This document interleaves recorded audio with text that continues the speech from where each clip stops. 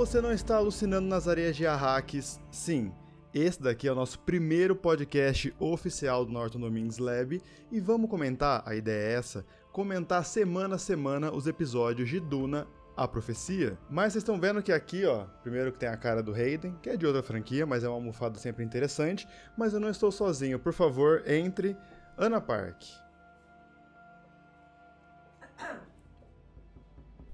Obrigada pelo convite. E é Reverenda Madre Ana Park. Reverenda Madre Ana Park. Eu já vou começar falando a verdade, tá bom? Pera. Pode falar a verdade. Eu gostei do episódio, cara. Foi um bom primeiro episódio.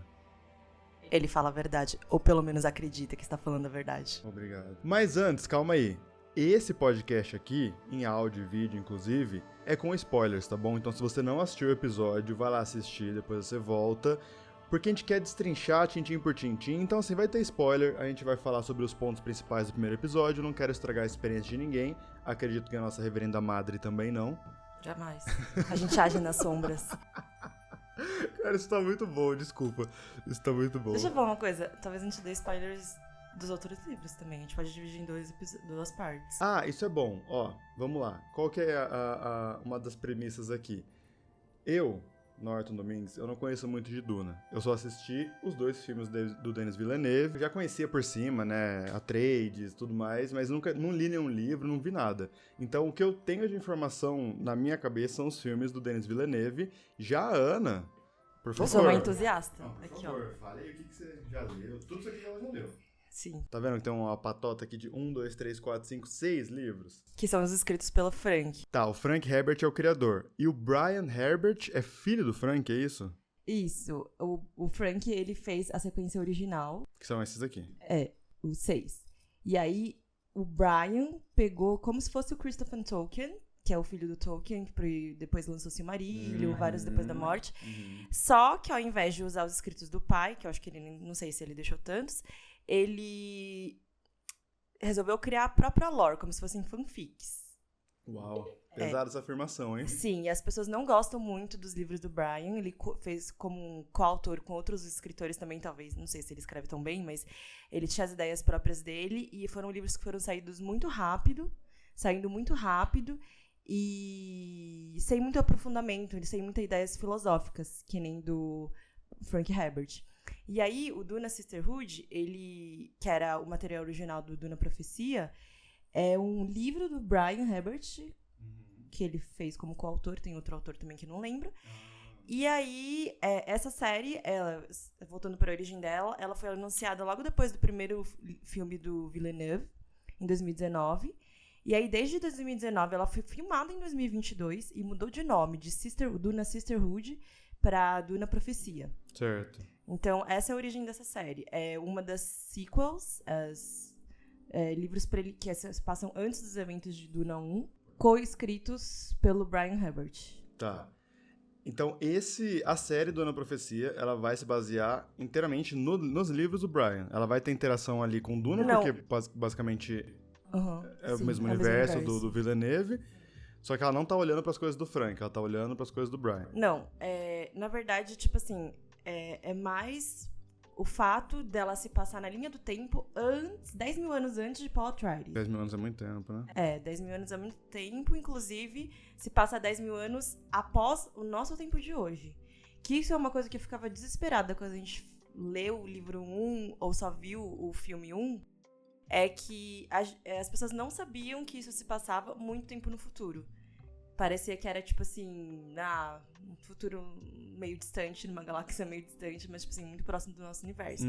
Mas o Frank Herbert, ele escreve como se fosse, assim, um historiador mesmo, capturando as nuances de como a humanidade vai mudar em termos de cultura, política e religião, ênfase na religião, daqui a 10, 20 mil anos. Então, teoricamente, Paul Atreides está 20 mil anos depois da gente.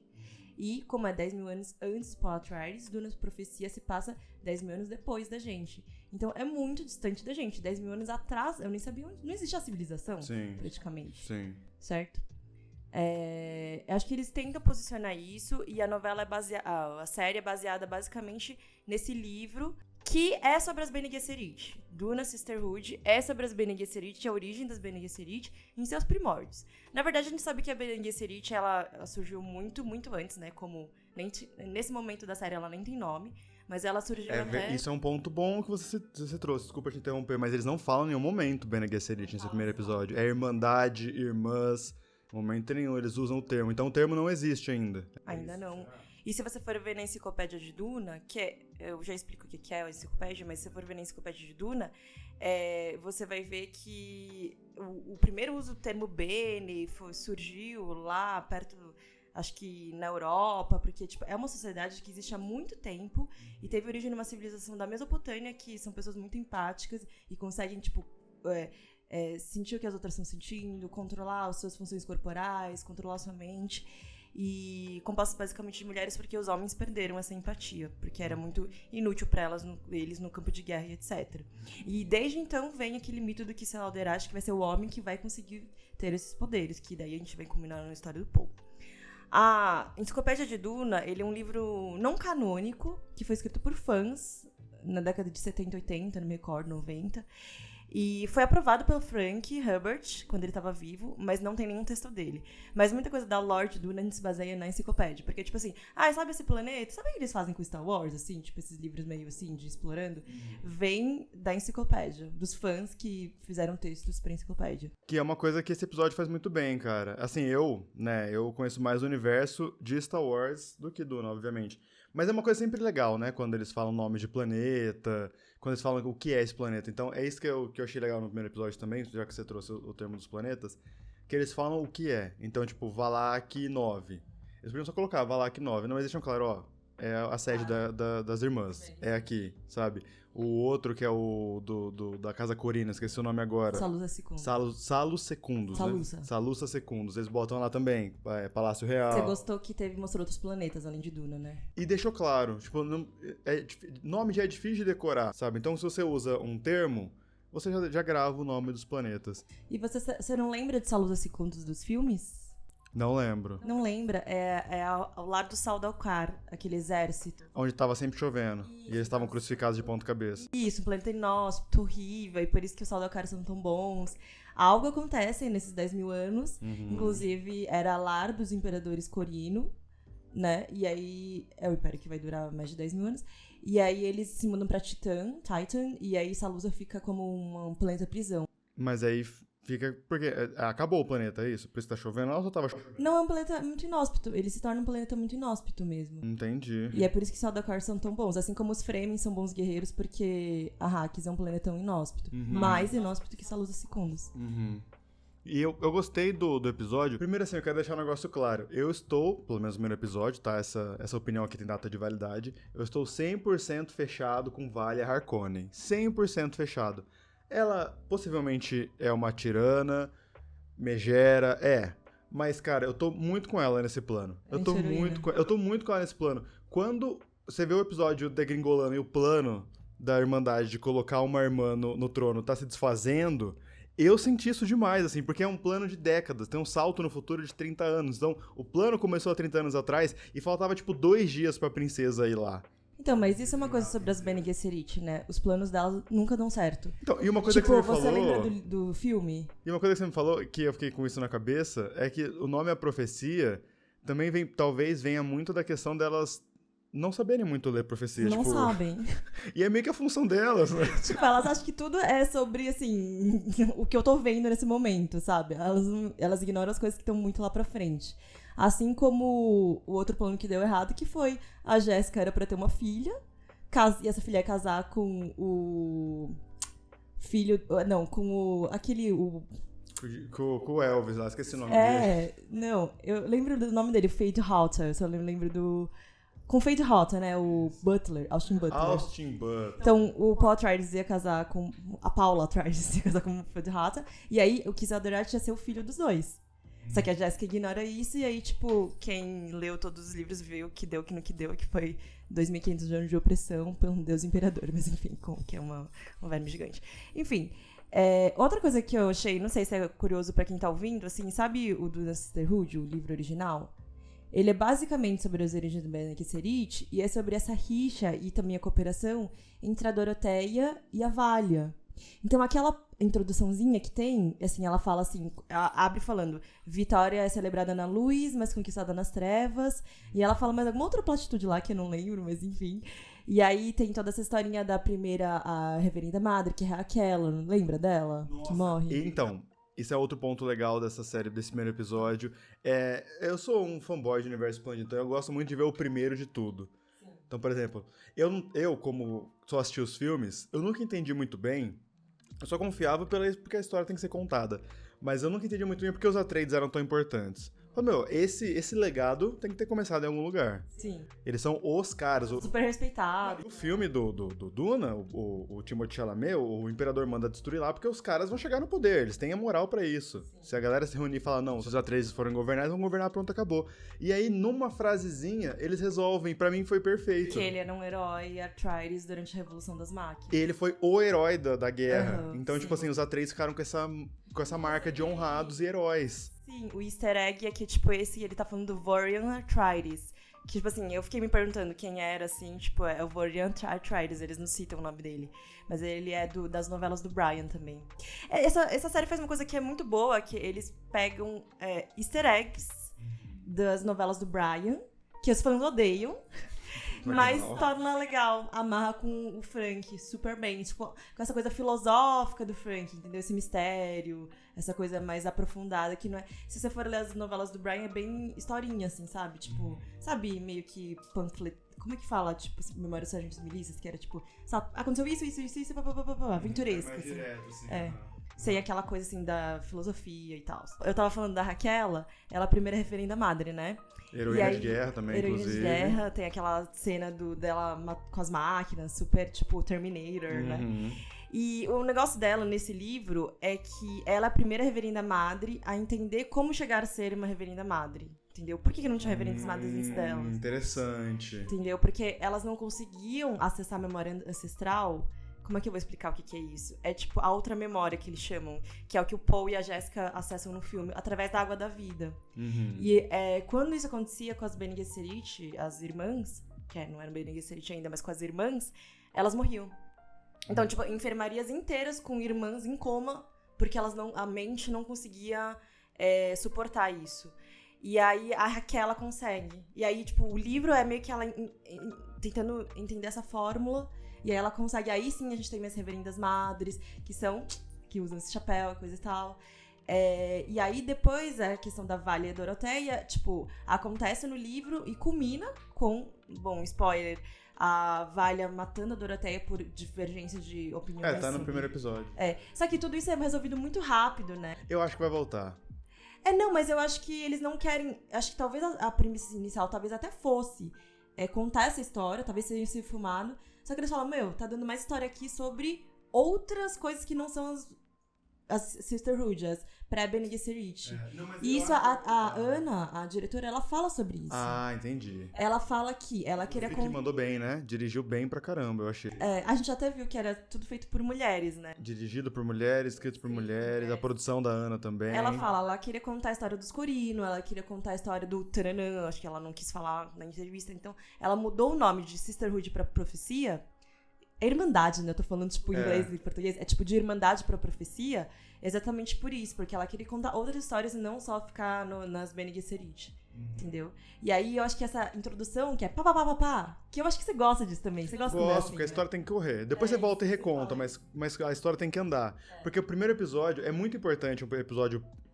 É que não é piloto porque não é pra televisão, não é um teste. Né? O primeiro. Ele é muito importante porque ele dita, exatamente, ele dita o tom e ele dita se a gente vai se interessar por esses personagens ou não.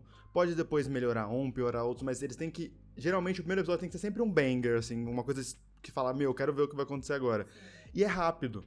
Então, assim, já coloca quem é a madre do rolê, a primeira. Ela é importante. E ela morreu. Ela passou pra menina. Ela passou Teve uma visão. A Raquel teve uma visão e passa pra Valia. Harkonnen, pra Valia. Só que a Doroteia era neta dela, né? E ao mesmo tempo, a Doroteia é a neta, e claramente ali criaram-se duas facções dentro da Irmandade. Uma que segue o que a Raquel quer, e outra que a Doroteia quer fazer uma coisa mais meio que, não é de volta às origens, mas dentro do mantra. Porque o que eles deixam claro é que a Raquel, ela começa essa parada da genética. Então, assim, eles começam a mexer com DNA naquele cofre misterioso pra fazer cruzamentos de DNAs pra... Ó, esse cara tem que casar com essa mina porque vai sair geneticamente alguém muito mais importante, tem que casar com outro pra tentar criar o líder perfeito. Então eles começam a manipular a genética e, como a Dorothea fala, elas estão brincando de Deus. Então, existem duas vertentes. Uma vertente mais filosófica de, ó, estamos aqui só pra aconselhar. Uma coisa que a Dorothea fala que é legal no discurso dela, que a mente é sagrada. Eu tenho 2 colocações sobre isso. E o que é interessante, rapidinho, o que é interessante da mente ser sagrada é que como a Valia vai lá e mata ela, controlando a mente dela com a voz. Ela deturpa a mente. Ela deturpa a mente. Então, a Dorothea, ela nunca ia aceitar, ou pelo menos não o que parece, o lance da voz, por exemplo. Porque começou ali, deixou entender que é a Valia que vai trazer isso pra Irmandade. Bem Gesserit, né? Isso. Ela que desenvolveu. Ela fala que ela aprendeu e que ela ia ensinar. Então ela aprendeu em algum lugar que não é com as irmãs. Tipo, ela trouxe essa informação de fora. Algum outro povo sabe fazer e ela aprendeu o que dá a entender. Então, assim, ela controla a mente da Dorothea, que pregava que a mente tem que ser livre. A mente do homem tem que ser livre. Então, era uma guerra de facção que ela já resolveu rápido. Sim, que é, tipo assim, eu honestamente achava que a série ia ser sobre isso. Sobre essas 2 facções, que eu gosto muito dessa história, apesar de ser, tipo, não ser do Frank Herbert. Eu gosto dessa racha que teve entre as Bene Gesserit. Sobre a Raquela e sobre essa coisa da linha genética, muito antigamente, até antes das... se eu não me engano também, eu não sou especialista, posso falar besteiras aqui, tá? Nesse podcast. As Bene Gesserit usavam máquinas e IA pra, tipo, selecionar, fazer seleção genética, sabe? E aí eu não me recordo se a Raquel, eu acho que ela usava também, ela falava contra as máquinas. Eu tenho certeza. Ela usava por trás. Eu acho que essa era a plot. Né? Aquela visão dela, tanto na visão dela quanto na visão daquela outra Bene Gesserit, da outra Aparece irmã, as 2 máquinas. aparece né, o olho, são olhos. E é o mesmo olho. Isso a gente podia depois destrinchar as visões, né? Vamos. Assim, então, assim, tem uma máquina no rolê. Não é só aquele lagartinho. Tem uma máquina no rolê. Tô nessa dúvida. Não. Será que vai ser isso? Tá muito perto da Jihad, né? Tá muito perto da Jihad e a Harkonnen, ela... A gente não viu até agora o banco genético. Tudo bem, com o primeiro episódio vão ser 6. Então é uma coisa que tem que correr um pouco rápido nessa temporada. Então, assim, ela entra e sai, realmente era isso mesmo. Quem tá fazendo esse mapeamento? A gente não vê a sala, a gente não vê como isso tá sendo mapeado. A chance de ser uma máquina mapeando isso e, tipo, a Irmandade sendo construída em cima dessa máquina. E a Dorothea ser contra, porque ela era muito, tipo, contra máquinas, né? Isso é uma coisa sobre Duna também, né? Tipo, eu acho que as pessoas não entendem muito bem o que foi essa jihad butleriana, a menos que você tenha visto muito da enciclopédia, porque isso não aparece aqui. Isso pro Frank não é importante. Aconteceu... E pra série, aparentemente, vai ser importante, né? Isso é muito legal, porque é uma das partes favoritas de Duna. Tipo, eu sempre falo que o meu objetivo é fazer todo mundo amar Duna, porque assim como o Senhor dos Anéis... Funcionou com você? Funcionou. A série funcionou melhor do que os filmes, vou falar bem real. Vai funcionar mais ainda, assim, eu acho. Essa série ficou muito legal. Mas assim como o Senhor dos Anéis é uma base pros épicos do tipo D&D, Dungeons and Dragons, achei muito parecido com o Senhor dos Anéis com D&D. É porque, tipo, derivou das ideias do Tolkien. Sim. O Frank Herbert, tudo que a gente gosta, Star Wars, por exemplo, é Duna. Sim, a Hax é Tatooine, 100%. assim. Um planeta que quer te matar, pura e simplesmente. Cheio de perigos e etc. Então, essa coisa da jihad, eu acho que influenciou muito, talvez, os autores depois. O que significa isso? Apesar de o Frank não citar muito, assim, tipo assim, de verdade, se você procurar colocar Ctrl F por todos os livros de Duna, vai aparecer jihad, a jihad butleriana. A vibe dele era outra, né? Depois o Brian faz uma coisa mais aventurinha, mais... Isso, tipo, ele não quer falar sobre a jihad, entendeu? Aconteceu. Só que eu acho isso tão genial, porque, assim, em 1960, ele escreveu um livro sobre a humanidade proibindo o uso de máquinas com inteligência artificial, que é um assunto que a sociedade está começando a ver só agora, assim. E sentir, isso é palpável pra mim agora, entendeu? Tipo, eu sinto que a IA está aqui.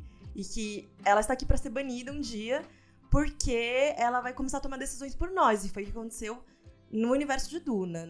Nessa jihad ela aconteceu porque, teoricamente, no canino do Brian, tinha uma nobre que tinha uma filha, e essa filha foi terminada por uma máquina. Foi tipo, teve uma cesariana de emergência, só que como ela era uma Bene Gesserit, segundo esse canino do Brian, ela sentia que conversava com o feto, sabia que ele tava bem, sentia pulsação e respiração. E aí ela falou, não, eu quero ver o diretor do hospital. E ela descobriu que o diretor desse hospital era uma IA. Era uma máquina. Só que ela não sabia, tipo, ele era um holograma. E aí ela começa a, tipo, aos poucos, com ajuda religiosa, bem aos pouquinhos, começar a incitar uma revolução contra as máquinas. Então sair do hospital, tipo, vamos fazer a revolução. Foi muito devagar, com muito apoio, muito dinheiro. Só que quando caiu, pingou na religião, aí virou uma jihad. O que significa jihad? É guerra santa, entendeu? Uma cruzada, certo? Então, claro que o nome é jihad porque tem uma influência árabe. O Frank acreditava muito no poder também da cultura, né? árabe, a gente tem muita influência árabe. Os Fremens no deserto, assim. Inclusive com... Eles têm até algum... Mesmo o Corino, assim, tipo assim, você vê na arquitetura dessa série, você vê muitos motivos arabescos, assim. Tipo, sabe quando o Império Árabe era aquela coisa dos mouros, assim, que influenciava muito a Europa? Ele tava mais, assim, nessa coisa medieval e dessa influência árabe na Europa, eu acho, sabe? E aí acontece essa revolução, só que, assim, ela não é uma revolução luteriana só. Ela é uma jihad. Então, toda e qualquer máquina foi exterminada. Certo? Então, se você tem um braço mecânico, os jihadistas talvez te matassem. Entendeu? Se você, tipo, se tivesse uma prótese. Você entendeu? O nível da violência e da... escalou. Guerra Santa geralmente é genocídio. E, tipo assim, se as IAs eram pensantes, é certo você matar um ser consciente? Tipo, tudo isso tá aqui. Só que é citado, tipo... Não vou falar sobre isso, entendeu? Mas tá aqui. E na série claramente é importante, né? Então, essa coisa que você falou da Doroteia citando, assim, a mente não será deturpada. Sabe de onde vem? Da Bíblia Católica de Orange, que isso é um easter egg muito legal também pra quem tá vendo. Eu estou falando coisas super importantes, e aí eu me olho na câmera e eu estou, tipo, vestida de Madre Reverenda Madre. O que bota mais peso no que você tá falando. Você tá me levando a sério? Eu estou te levando... Eu tô com medo de você estar com muito calor aí. Não, tá de boa. Então, pode ir, Reverenda Madre. Tá tudo bem. A Bíblia Católica de Orange, né? Ela aparece na série. Sabe quando a Valia tá rezando pra... uma fonte que tá ressonando e a Reverenda Madre Raquel, ela tá morrendo. Detalhe, ela tá com uma luzinha muito legal. Ela tá segurando uma luzinha assim, com uma lanterninha meio com uma lupa. Invejei. É mesmo? Invejei. Então, vendo um livro. E aí ela passa por uma das irmãs e cai um livro no chão. E ela fala, preces não vai adiantar. Esse livro que cai no chão é a Bíblia Católica de Orange. E católica, católico, termo católico mesmo. Então, na verdade, assim, essa Bíblia Católica de Orange, putz, você me fez uma pergunta que eu vou entrar num buraco. Tá. Tipo, se eu tiver muito... Eu sou muito fã. Mas eu acho que eu sou você. Versão Não, tudo bem, tudo bem. Ó, essa Bíblia, na verdade, assim, ela foi feita depois dos nossos tempos. Então, tipo, 10 mil anos pra frente, por exemplo, quase. Eu não lembro quanto que ela foi feita. 5 mil, 10 mil anos depois. Só que ela foi feita porque, assim, no momento que a humanidade começou a se espalhar pela galáxia, que é, tipo, esse império intergaláctico... as pessoas começaram a ficar muito distantes e as religiões começaram a ficar muito isoladas. Então, um conjunto de sábios, nobres, se reuniu com a missão de fazer meio que assim, um compilado de religiões para que as religiões não causassem discórdia entre as pessoas entre diferentes planetas, para cada um não ficar com a sua versão da verdade, entendeu? A gente ia centralizar a verdade. Essa missão foi bem sucedida? Inicialmente não. As pessoas que fizeram isso foram assassinadas, tudo está na enciclopédia. Que ótimo. Só que essa Bíblia Católica de Orange, ela é citada aqui bem no comecinho de Duna. Então, tipo, a enciclopédia é isso. Você pega uma coisa que alguém falou, o Frank falou uma vez e fala, o que seria essa Bíblia? E aí eles fizeram, tipo, backgrounds pra isso, certo? Ele é citado bem no começo. Lembra do Yue, que traiu a casa Atreides? Sim. Ele dá uma Bíblia, uma versão da Bíblia Católica que é desse tamanhinho pro Paul. Sim. Ele fala, isso é importante pra você, tem ensinamentos que são importantes. E aí ele guarda, e é uma coisa que magnifica, por isso que elas estão com a lupa. Uma coisa que, assim, você vai lendo. E é uma coisa bem sucinta. Tá presa aí no microfone? Presa, o meu pé ficou preso. E tem ensinamentos que reúnem ensinamentos budistas, hebreus, né, uma mistura boa, assim. Muçulmanos. Então, tipo, quem que é a figura do Buda? E quem que é a figura de Jesus? Vamos centralizar. Vamos cortar essa passagem, vamos colocar aqui. É óbvio que isso causou revolta no momento que isso foi, né, publicado. Afinal, mas depois teve muita adesão e acabou virando, tipo, uma religião única, a Bíblia Católica de Orange. Mas, na verdade, ensinamentos hindi, ensinamentos budistas, entendeu? E aí, o que elas citam são trechos da Bíblia Católica de Orange. Por exemplo, você não vai deturpar a alma. E assim, aquelas coisas que elas vão recitando ali no funeral da Raquela, vem disso. Então, elas são, na verdade, tipo... Como é que fala? Adeptas religiosas, né? E isso que elas falam de não deturpar a mente é porque quando você acessa outra memória, você tem acesso aos seus antepassados. E isso é legal pra quem gostou de Duna, porque vai vir depois. Isso acontece depois. E esses antepassados podem tomar a sua mente. Então você não pode alterar quem você é e não deixar influências externas alterarem quem você é. Entendeu? Isso acontece com um dos personagens que vai deixar o antepassado dele ou dela ocupar a mente, vai ser possuído. E aí você vira uma assombração. Lembra quando a Ellen Gaia chega pra ver a barriga da Jéssica e fala assombração? Sim. Certo?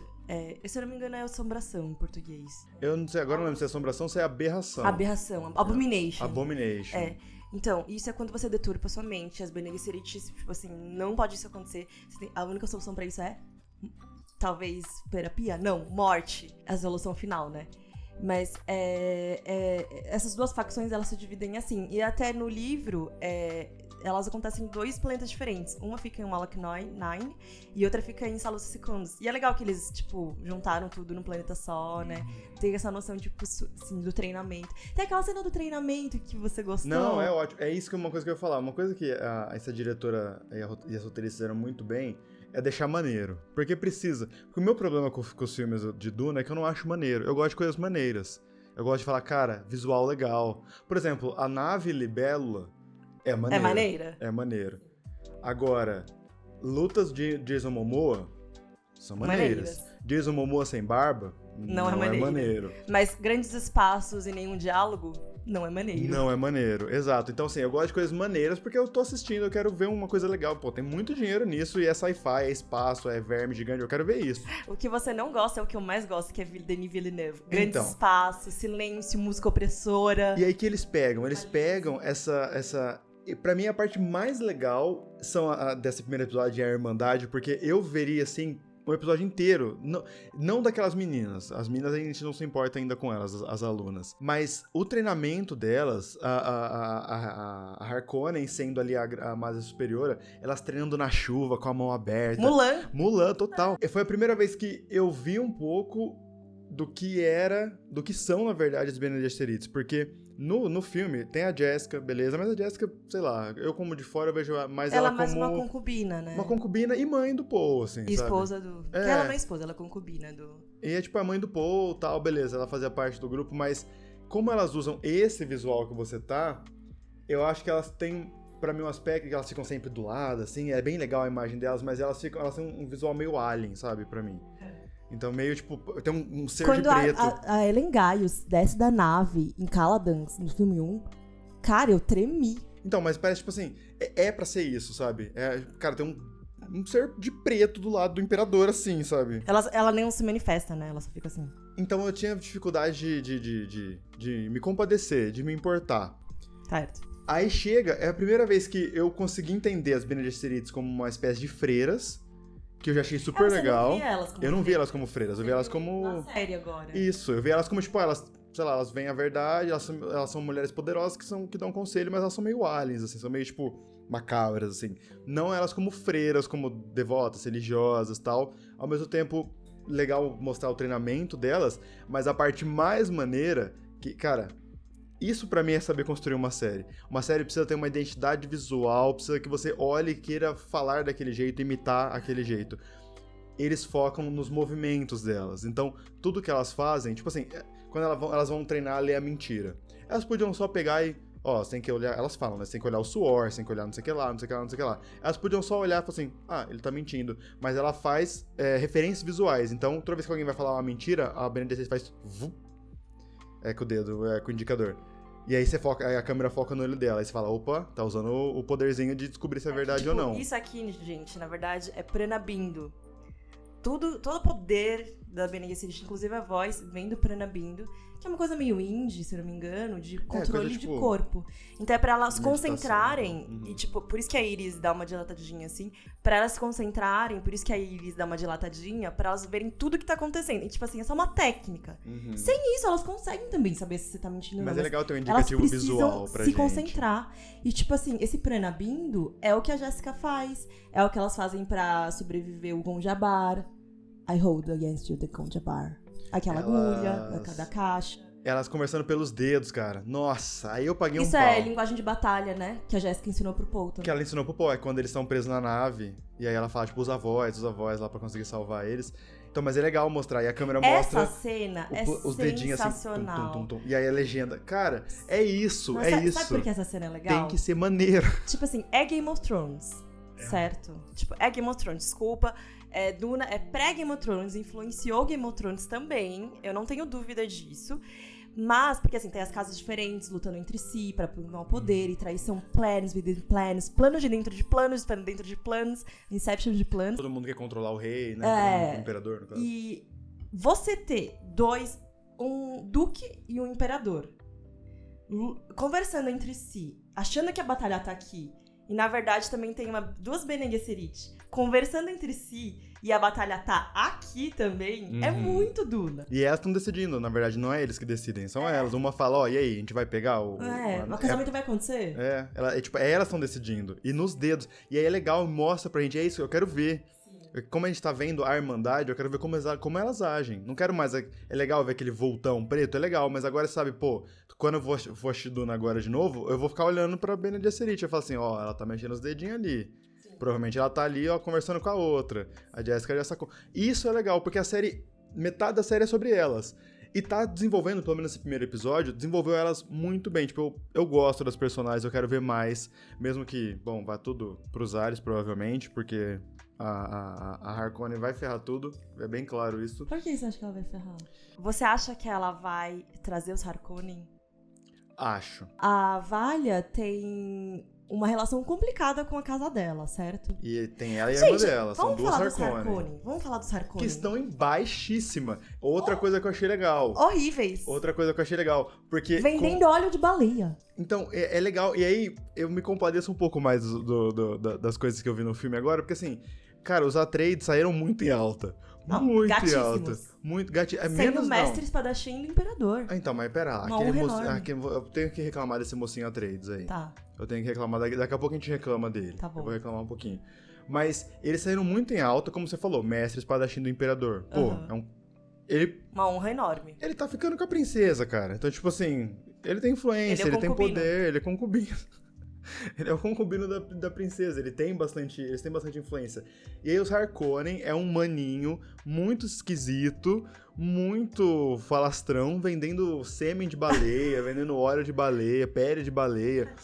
E esses são os Harkonnen.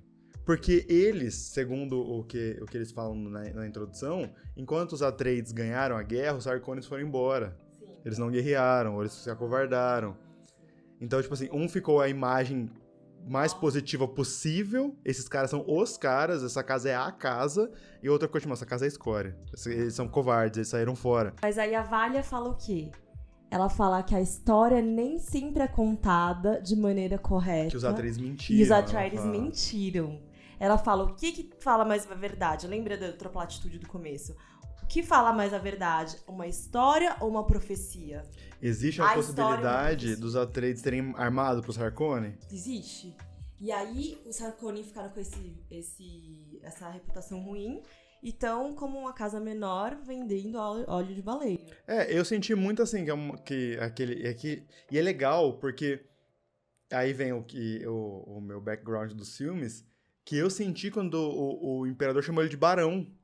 Tudo bem, Barão Harkonnen. Eu falei, quê? Esse é o Barão Harkonnen da época? Esse merdinha aí é o Barão Harkonnen. Querer saber o que aconteceu, tipo, de A pra B? Como é que uma casa que é tão baixa virou, tipo, controla o poder em Arrakis, que é o que o Rhaenys quer fazer. Então, e aí que eu acho que vai entrar a Valia. Sim. Porque, assim... Porque ela nega... Eles vão perder. Ela perdeu. Esse episódio mostrou que ela não vai conseguir o que ela queria. Né? A princesa e a influência do Império. Ela não vai conseguir mais. Essa geração não vai. Aí ela vai tentar erguer a casa dela. Sim, mas o que acontece? Tipo, mostra no comecinho a Harkonnen pedindo uma madre superiora. Pela quarta vez. Como é que eles falam? Soothsayer? Verdavidente. Uma verdavidente, ela não. Pela quarta vez, não. E talvez agora ela responda que sim. E seja ela. Talvez seja ela. A madre superior, olha que moral. E aí ela vai erguer a casa Harkonnen, porque daí é o único jeito de ela chegar ao poder. Através do Landsraad, que o Landsraad é a união das casas menores contra o imperador. Sim. Como se fosse, tipo, o presidente e o senado, assim, e o Congresso, pra, tipo... É o que ele tinha medo dos Atreides, por exemplo, né? Tipo, ele achou que os Atreides iam unir as casas menores e derrubar o Império. Tipo, é sempre esse balanço de poder. Aí tem a guilda, tem as Bene Gesserit, cada um deles, assim, tipo, puxando a corda um pouco. E aí, o que eu acho muito interessante é o que aconteceu com os cabelos do Harkonnen. Tipo, quando que o gênio da calvície assolou? Então, é verdade. Pensou que em 10 mil anos... Eu tô muito interessado em saber careca. Como eles foram amaldiçoados, né? Pra perderem todos os seus pelos. E cadê a levitação? É isso que eu preciso. Todos os pelos. Tipo, até o sobrancelha. Eles não têm sobrancelha. E aquele cara tava bem cabeludinho, na verdade. Muito. Por causa do sêmen de baleia. Algo aconteceu nesses 10 mil anos aí que acabou com os cabelos dos caras. Talvez esse algo tenha sido eles deixaram de usar sêmen de baleia. Pode ser. Ou eles usaram sêmen de baleia e por isso eles ficaram calvos. Pode ser. Como os Atreides estão infalíveis, mas ele tá focando nos Corino. Os Harkonnen, eles precisam ficar enormes, a gente sabe, né? Porque depois vão virar... Mas é que os Harkonnen, enormes, tipo, fisicamente ou enormes... Não, enormes casa. Eles vão dominar espaços, ser os inimigos do rolê. Eles precisam ter esse tamanho e aquele cara claramente não tem. Aquele barão claramente não tem. E aí, eu acho que eles já vão... É o cuidado que eu acho que a HBO tá tendo, a gente vai ver nos próximos episódios, que eles querem linkar com Duna, pero no mucho. Então, tipo assim, vai ser parecido, mas não tanto. E aí eu acho que entra Hacks, também vai entrar nisso, entendeu? Eu acho que o Harkonnen dominar Hacks já vai começar já. Ah, você acha que já? Já, porque o Imperador tá com problemas em Arrakis. Como sempre, a gente viu agora que é uma coisa histórica, né? Arrakis e o Imperium. Sempre vai ter esse problema. O Imperador, independente de quem seja, nunca vai conseguir controlar aquele planeta direito. E nem os Fremen. E aí, todo mundo tá olhando pra Arrakis por causa das especiarias. E o próprio Imperador fala isso pro Desmond. Vamos falar sobre o Desmond daqui a pouquinho. Ele fala, se eu perder Arrakis, eles me capam, eles me tiram. Se eles conseguem um jeito de dar Arrakis pros Harkonnen, ela consegue chegar no Imperador e falar assim, ó, eu deixo Arrakis com você. É nosso, mas ainda é seu. Você foi muito na frente, eu não tinha feito esse caminho. E aí ela consegue a influência que ela quer. Tipo assim, Arrakis é nosso, Imperador, só que a gente deixa na sua mão, pra você não perder o seu poder. Faz muito sentido. O foda é que você falou isso ontem, você tava assim, sentado no sofá, você falou, já sei.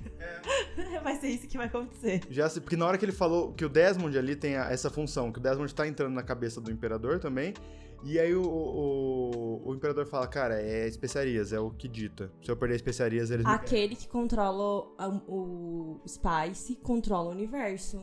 Não, e esse pensamento, cara, o Salvatore... acho que é o Salvatore Corino, né?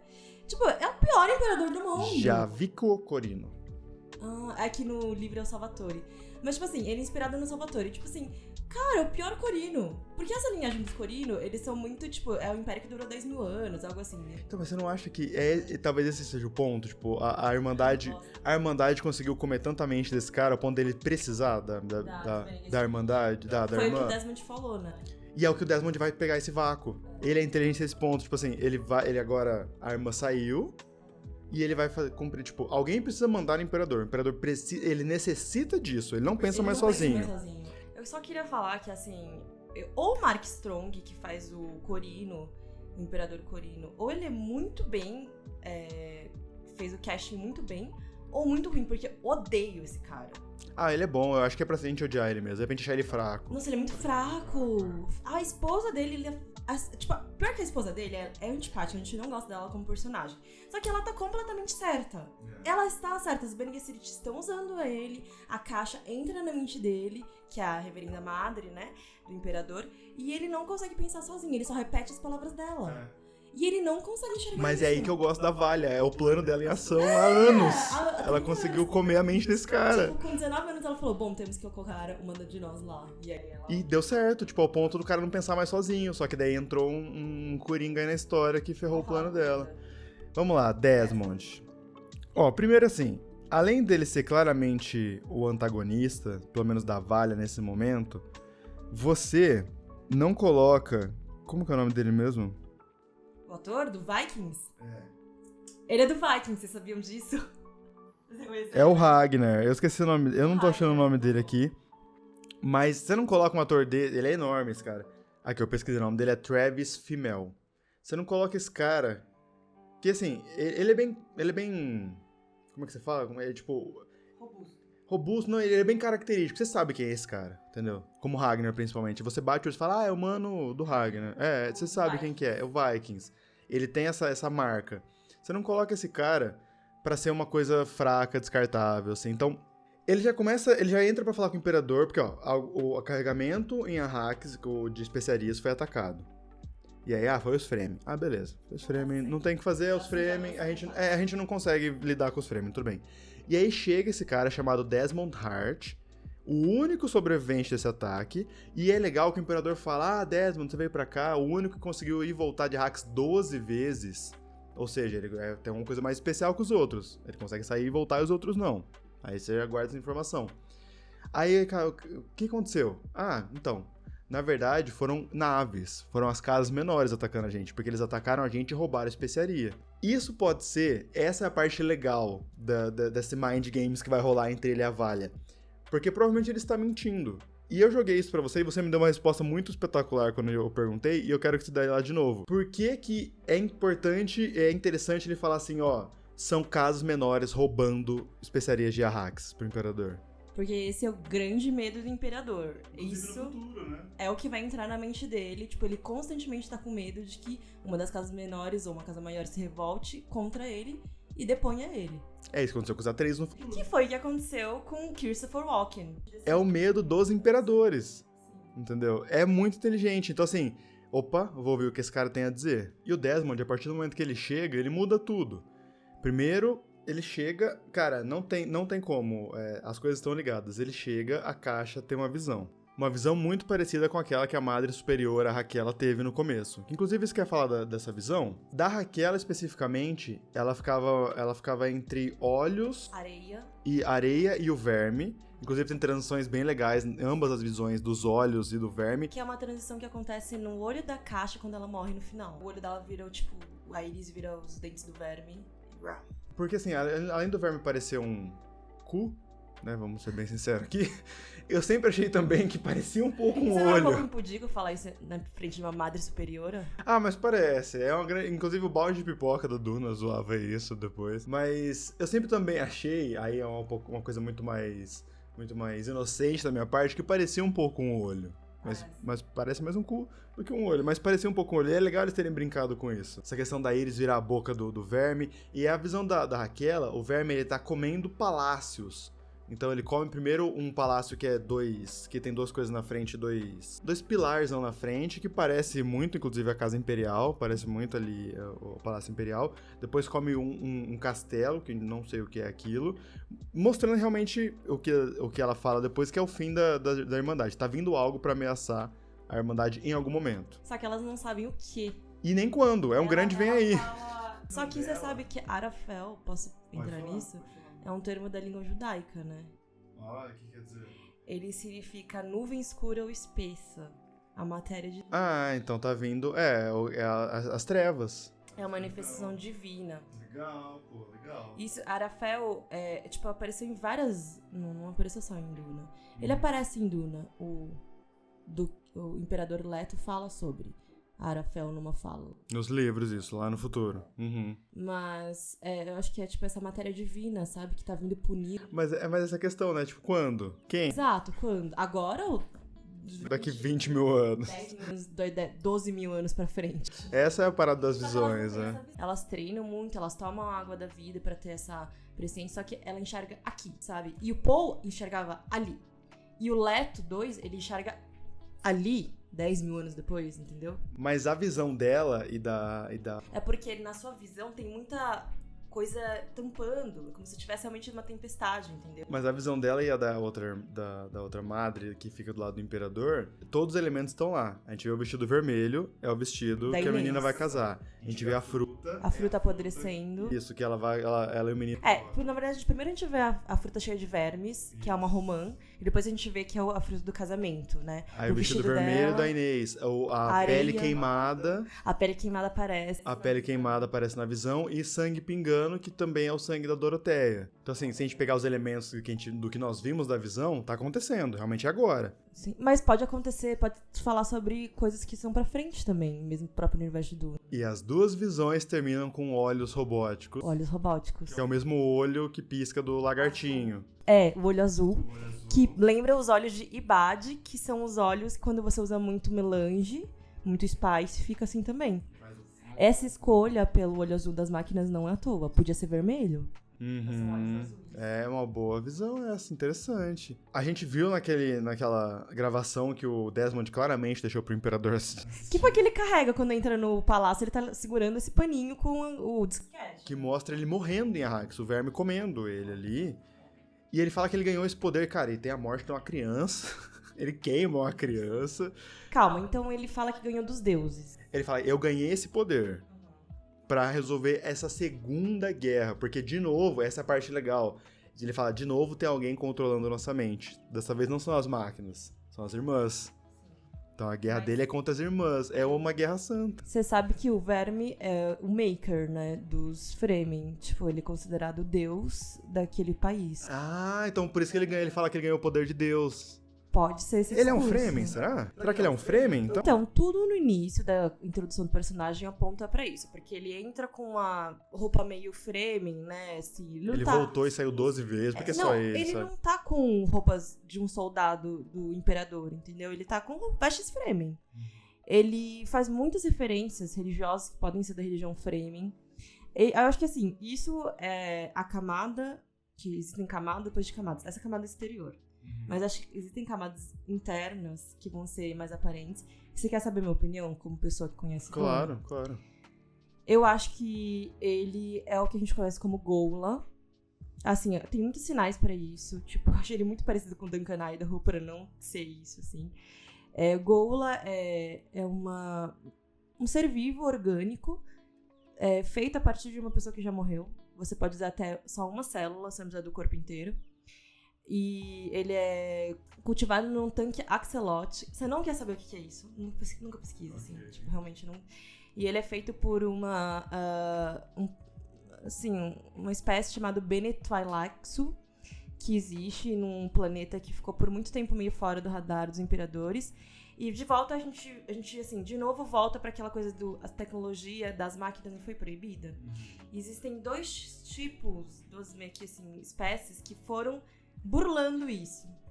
Então, uma espécie quer fazer tecnologia que não seja máquinas pensantes, que são os X, e uma espécie fez a partir de matéria orgânica, que são os Benetwilaxu.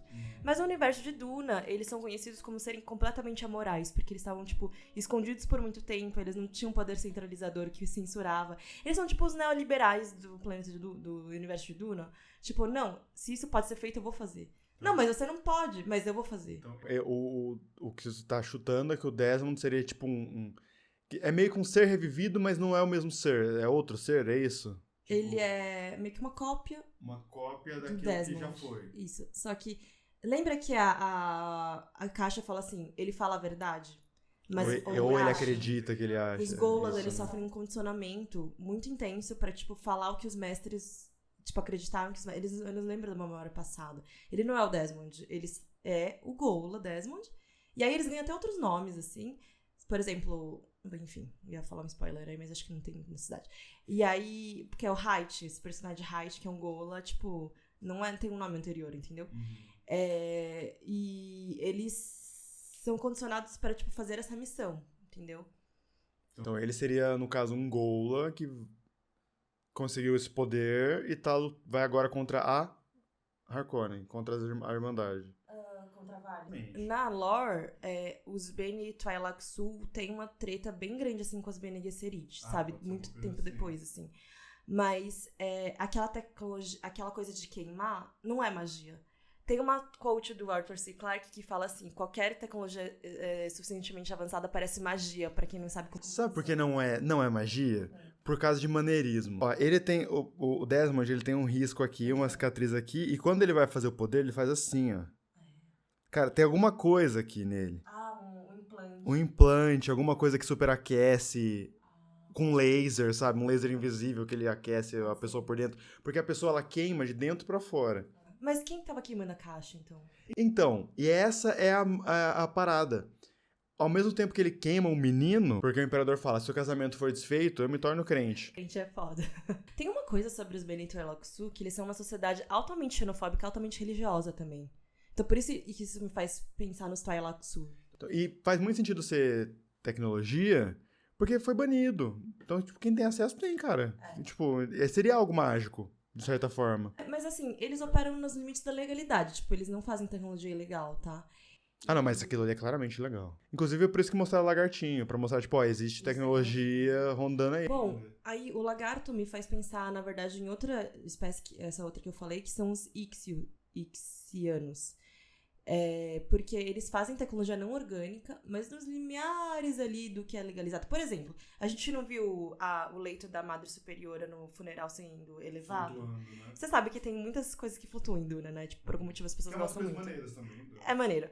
E aí, tipo, quem faz isso são os Ixianos, assim, todas as tecnologias. O Luciglobo, que é a iluminação, tipo, o negocinho que você bota e mostra um videozinho, tipo, eles fazem isso. Então, talvez seja uma tecnologia ixiana também. E esse lagarto, principalmente, é tecnologia antiga, porque eu pensei no que você falou, que a inteligência artificial começou a dominar tudo, porque é um diabo de um lagarto? Por que é pra parecer um bicho orgânico? Talvez seja aí que entra o Desmond. Então, se o Desmond for um humano robô, sabe? Pode ser. Pode ser as máquinas, né? Tá tudo meio que apontando pra isso, pra ser as máquinas, né? E constantemente essa ameaça das máquinas vai voltar em Duna, entendeu? Tipo...